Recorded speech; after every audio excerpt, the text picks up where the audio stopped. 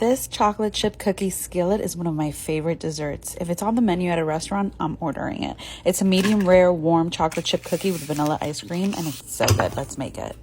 Grease a 10-inch cast iron skillet with butter, then mix some softened butter with white and brown sugar, some vanilla extract, and egg. And once that's well combined, add flour, salt, and baking soda. Then finally add in the semi-sweet chocolate chips. Make sure to scrape the sides and bottom of the bowl. Place the cookie dough in the greased skillet, smooth it out, and bake at 350 degrees for about 25 minutes. I like it a tiny bit undercooked, but if you like your cookie well done, bake until a knife inserted in the center comes out completely clean.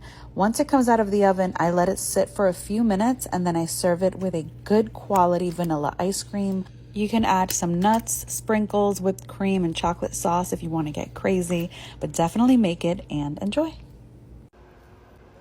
Brownie batter stuffed chocolate bar. It's time to unmold it. This has been in the fridge for probably about like 20 minutes setting up. So pretty. Let's try it. Look at that.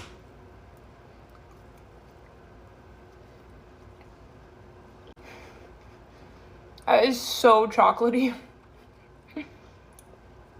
If you love chocolate, this is for you.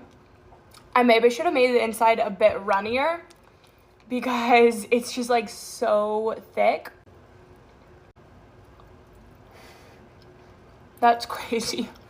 It almost tastes like a dark chocolate ice cream when it has brownie pieces because it's just like so overwhelmingly chocolatey. You can like see the brownie batter is really thick, which I actually like because it's like, it almost feels like a truffle chocolate bar. I'm glad I used the dark chocolate or else it would have been so sweet. This is really good. Let's try BJ's new s'mores pazooki.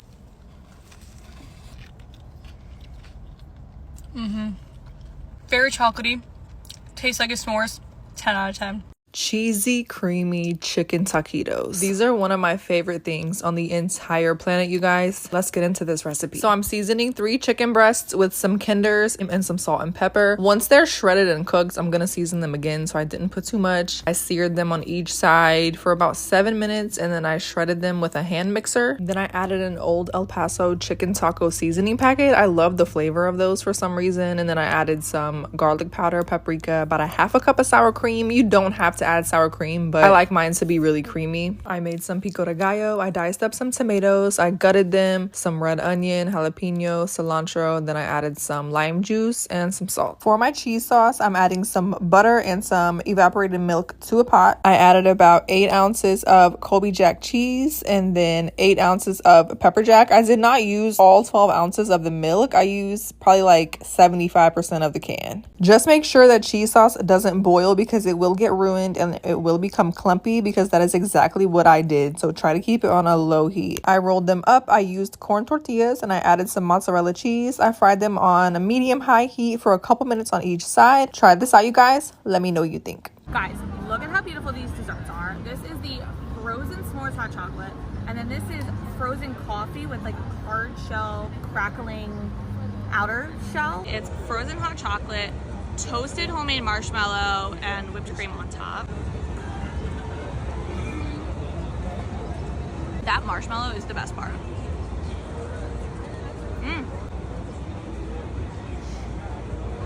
That's so good. The frozen hot chocolate is good too. You're supposed to crack it, so I'm gonna give it a go. Hopefully I do it right. Ooh. Oh. It's white chocolate, dark chocolate. Then there is a marshmallow topping and a chocolate dulce de leche on top. She's good too. So I was craving cinnamon rolls, cookies, and brownies. So I combined all 3.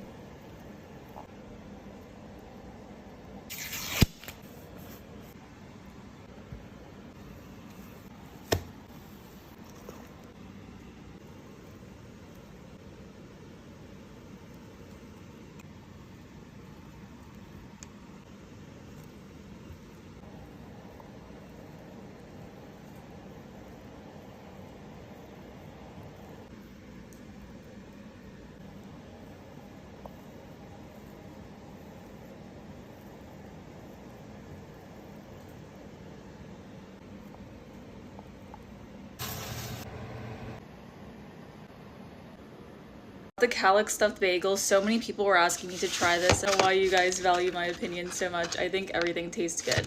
It's stuffed with a lot of cream cheese and like a garlic herb.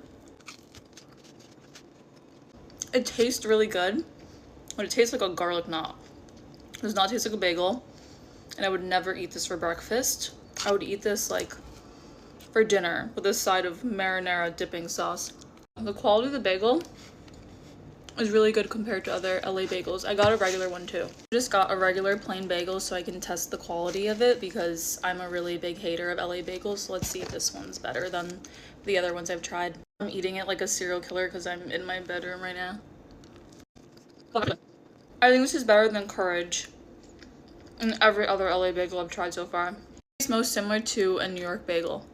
Comparing Little Caesars Italian cheese bread versus Domino's cheese bread to find out which one is most worth it. Cheese bread from Domino's was $10 and the Italian cheese bread from Little Caesars was $6.99. Cheese bread from Domino's is pretty sizable, but it is super greasy on the back. I've never had this one from Domino's before, so I'm so excited to try it.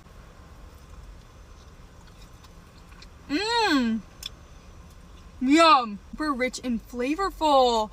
There is a good amount of cheese in here and the crust is super buttery. The outside is crispy where the inside is soft and doughy. Entire cheese pocket in there. Only complaint is that this one is a little bit greasy. Now for the Italian cheese bread from Little Caesars, I feel like they're both roughly the same size. That seasoning on the cheese and the undercarriage is not too greasy.